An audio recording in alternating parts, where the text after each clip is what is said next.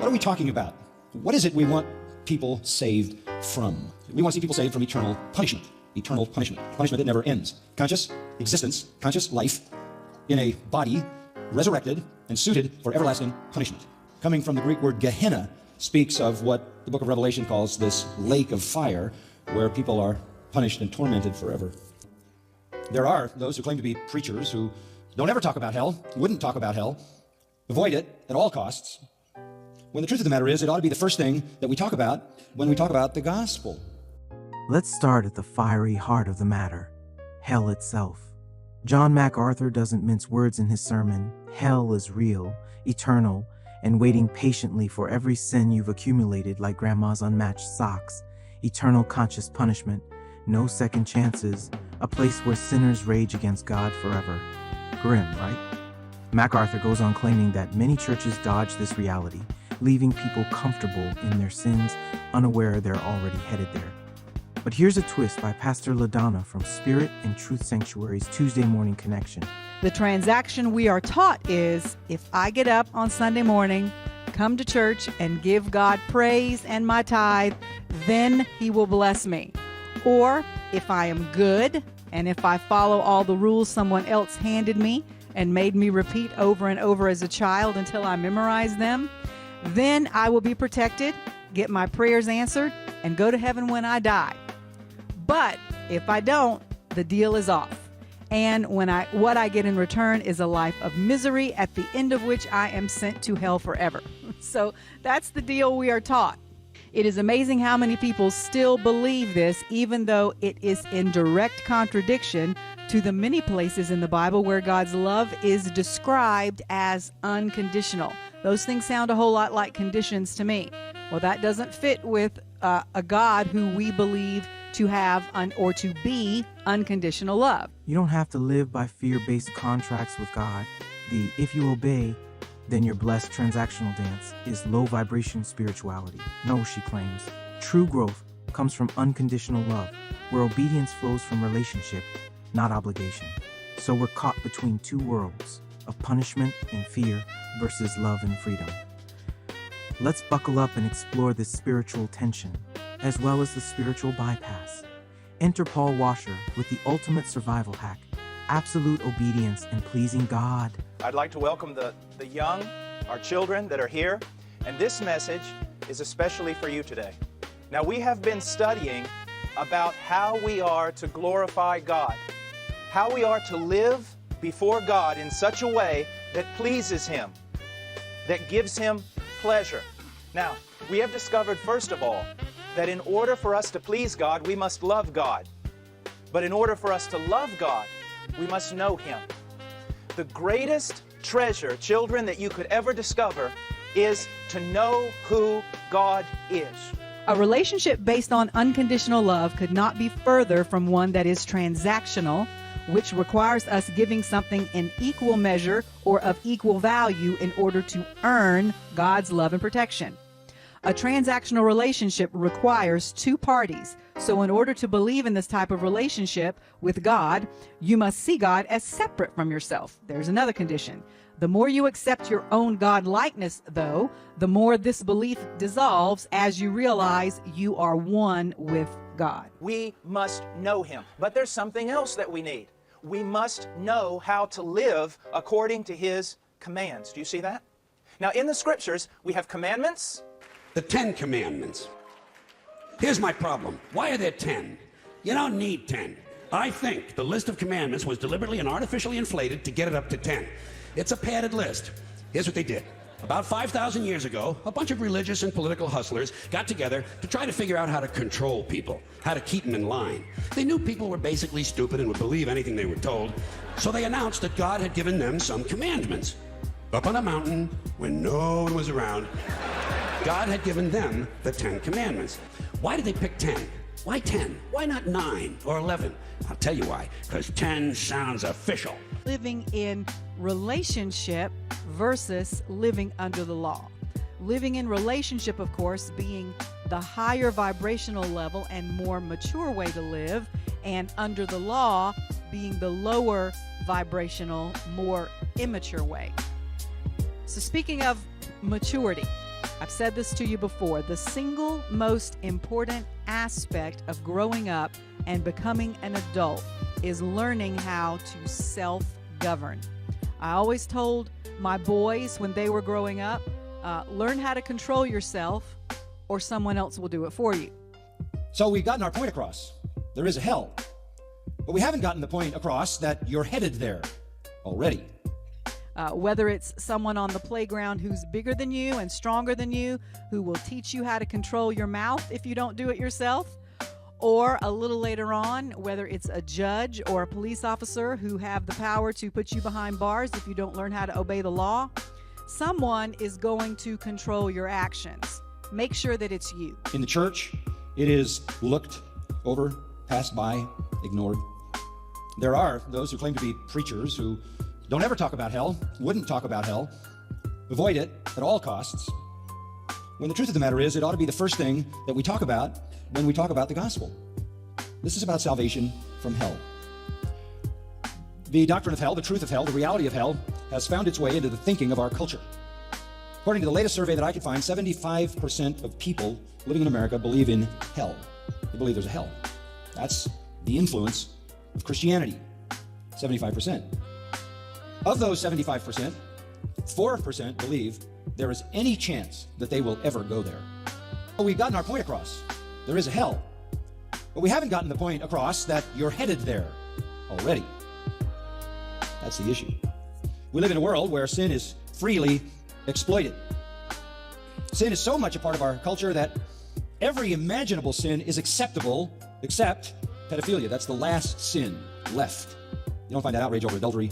You don't find that outrage over homosexuality. You don't find that outrage over lying, cheating, stealing, etc. Murder is still unacceptable unless the person doesn't deserve to live. Murder of a child is still an outrage. But we're very used to sinning, and we're very comfortable with sin, and consequently society has very few consequences that it places on people for sin.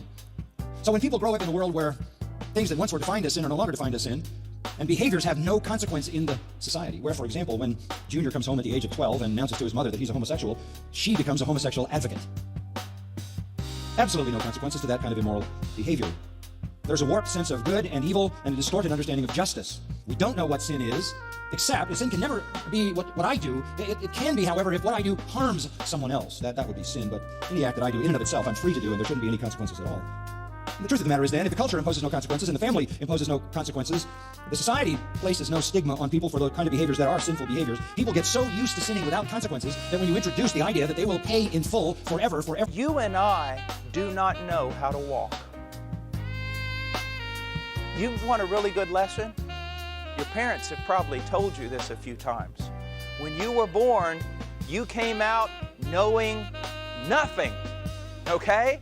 Zero. And if you did know something, it was wrong.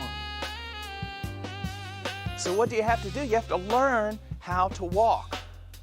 Most people who call themselves Christians today do not do what I'm telling you right now.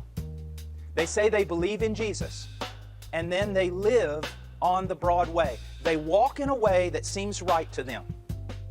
And you can even go to them with the Bible, and if you tell them something the Bible clearly says, they'll get mad at you. We don't want to be that way. We want to believe in Jesus and do what He says, because what He says will bring Him pleasure if we obey it, but it will also save your life. If you want to give God glory, then study in His Word what He says to do and do it. Now I'm going to finish. Pastor LaDonna teaches us that spiritual maturity comes when we truly know ourselves as reflections of God, acting out of love and kindness naturally toward ourselves and others. Yet, in stark contrast, John MacArthur warns us that much of today's society casually accepts behaviors once defined as sin, adultery, and the kind of immorality he believes merits eternal punishment, claiming such sins carry no earthly consequences. This perspective is rooted in traditional biblical interpretations, but faces modern scrutiny, especially on topics like homosexuality, where cultural understandings diverge widely. Interestingly, the Bible itself offers a pragmatic metaphor. We are like children learning to walk, needing guidance to avoid spiritual landmines. The law serves as our early tutor. However, this external rule-keeping, though necessary for the immature, can trap us, preventing true spiritual autonomy. Maturity means moving beyond rigid codes learned out of fear or misunderstanding, stepping into inner wisdom and love's governance. This brings us to a mature spiritual mindset, where right and wrong aren't dictated by blind obedience but by compassion, understanding, and self-awareness. The law is for those who have not yet matured to the point where they can self-govern. When you reach the point where you no longer have to be told what to do, then there is really no more need for the law in your life. Let me give you a couple of examples, one physical and one spiritual. There is a difference between not speeding or running a red light because you understand that that is the best way to keep yourself and everyone else on the road safe, and not speeding or running a red light only because you're afraid of being pulled over and given a ticket. Those are two different levels of motivation for behaving in a certain way. Here's the spiritual equivalent. Doing good to others or treating them as you would like to be treated yourself because you believe that that is the best way for society to function and that's the most positive way for everyone to live, as opposed to only living that way because you're afraid you will go to hell if you don't. When we truly recognize that we are not separate from God, that we are the very source expressing and experiencing itself through us, then the concept of hell begins to unravel. Bishop Carlton Pearson powerfully argued that God's nature is pure, unconditional love, and such a God cannot be aligned with the low vibration of eternal punishment.